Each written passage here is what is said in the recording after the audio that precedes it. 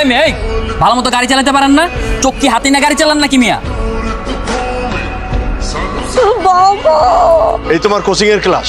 আমি তোমাকে কতবার করে নিষেধ করেছি এই ছেলেটার সঙ্গে মেলামেশা করবে না। এই তোমার মেয়েকে দেখে রাখতে পারো না? কি করেছো? কি হয়েছে মা? কি করেছিস? মা শাকিলের এই ওই নাম তুই আর আমার সামনে মুখে নিস। তারপরেও যদি মুখে নিস না তাহলে কিন্তু আমি তোর পড়াশোনা এমনকি বাড়ির বাইরে যাওয়া পর্যন্ত বন্ধ করে দেবো। আমি কতক্ষণ ধরে পার্কের উত্তর সাইডে দাঁড়িয়ে আছি।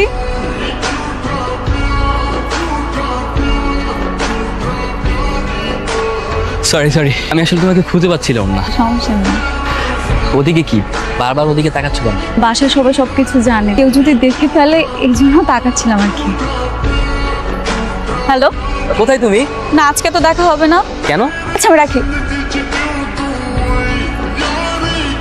কিরে, আমি তোর সাথে কথা বলতেছি, তুই ওদিকে কি দেখছিস? তুই কি মেয়েটাকে চিনিস?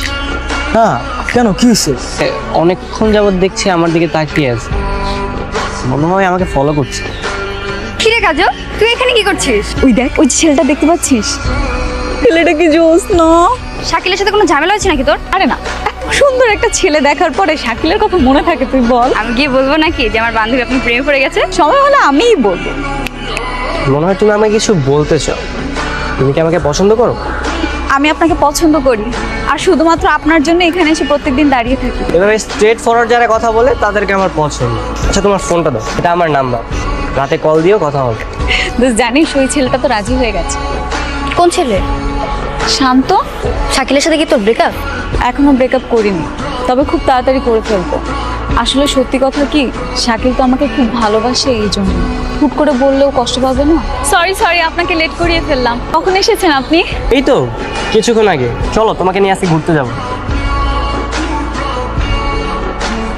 আচ্ছা কাজল, তোমার কি হয়েছে বলো তো? তুমি তো এরকম ছিলে না আগে। এসব কি বলতেছো তুমি?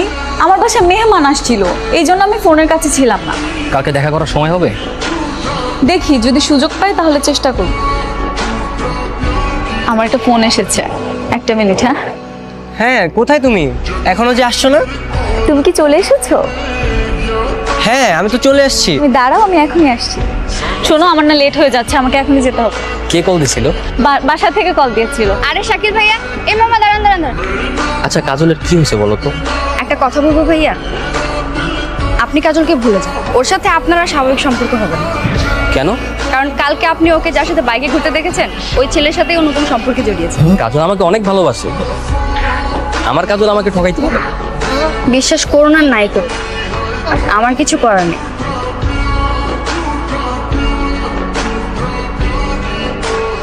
তোমার বাবা মা কি তোমাকে ভালো কোনো শিক্ষা দেয়নি? তুমি নির্লজ্জের মতো আমার মেয়ের পিছনে পড়ে আছো। আর যাবো না। গতকাল আমার মেয়েকে নিয়ে সারাদিন কোথায় গিয়েছি? আমি? তুমি নয়তো কে? আমার মেয়ে কি আর কারোর সঙ্গে কথা বলে? সেটা তাকে জিজ্ঞেস করেন না। তার ব্যক্তিগত জীবন সম্পর্কে আমি কিভাবে জানবো?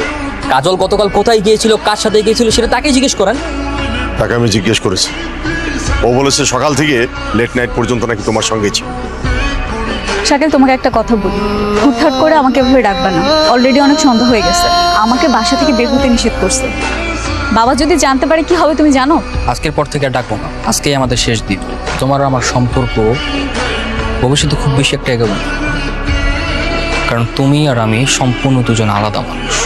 তার মানে কি তুমি আমার সাথে ব্রেকআপ করতে চাচ্ছ? মনে করো অনেকটা সেরকমই। কেন, নতুন কেউ এসেছে? নতুন কেউ তো ঠিকই এসছে, তবে সেটা কার জীবনে সেটা হচ্ছে আসল কথা। কি বলতে চাচ্ছ তুমি? তোমার বাবার সাথে আজকে দেখা হয়েছিল, সে আমাকে তোমার আর আমার সম্পর্কে নিয়ে অনেক কথা বলছে। ইভেন এও বলছে গতকাল তুমি নাকি লেট নাইট পর্যন্ত আমার সাথে ছিলা, অথচ আমিই জানি না।